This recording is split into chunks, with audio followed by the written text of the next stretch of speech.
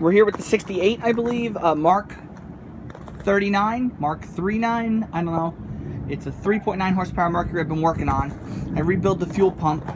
I put a carb kit in it because it was running, but it wouldn't stay running. I found out there was a lot of gunk in the carb. Other miscellaneous nothing, or it had no spark originally, so I cleaned up the points, and the drill's covered in water. I cleaned up the points, just cleaned them up, and I got spark, so I put everything back together. And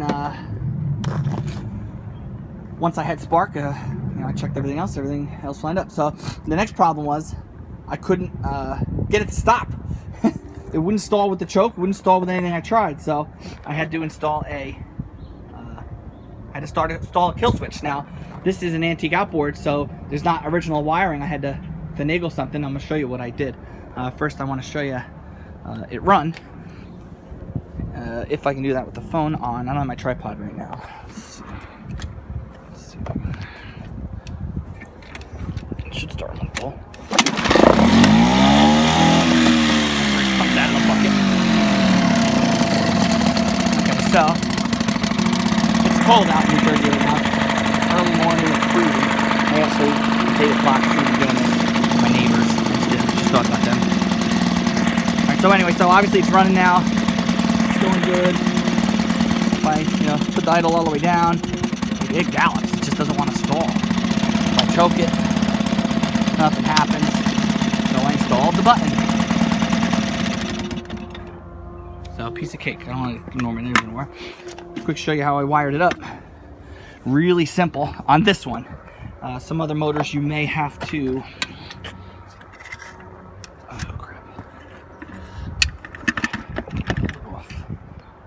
some motors you have to drill through the fly plate and everything.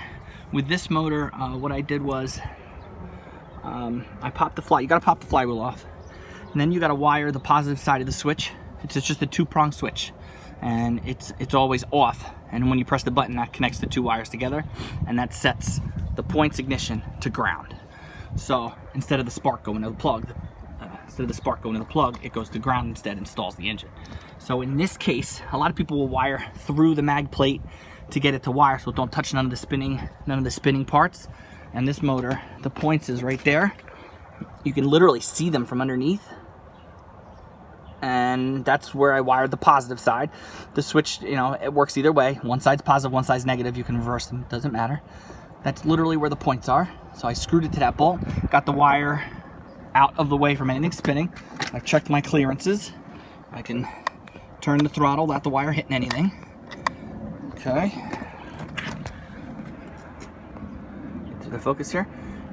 So the wire, even though it is kind of loose and sitting in there, I got a rope and just kind of guided. It does not touch. It's resting on the block. You could always insulate the wire if you wanted to make sure it doesn't overheat and everything. And then I just picked a ground screw. Picked a screw to ground it to. Anything on the block itself. And the switch, there's a hole here. I think the original fuel fitting was somewhere. I'm not sure what the other hole is for. It might have been for couldn't have been a push start. But I was gonna drill a hole right here and just mount the button here, but I already had a hole in the middle. So I just bought it. There's the switch I was talking, just two wires, one on one side, and that's it. Button's nice. It's got a rubber O-ring to keep it insulated from water, and that's it. A kill switch on a motor. It's fantastic. All right. Any questions on what I did? Just give me a shout in the comment section. Please like, subscribe. Want to get to 1,000? Help me do it. Blackout Bill signing off. Okay, it just occurred to me that what if you had a double cylinder engine? Most of the older outboards had 2 cylinders, or a lot of them did.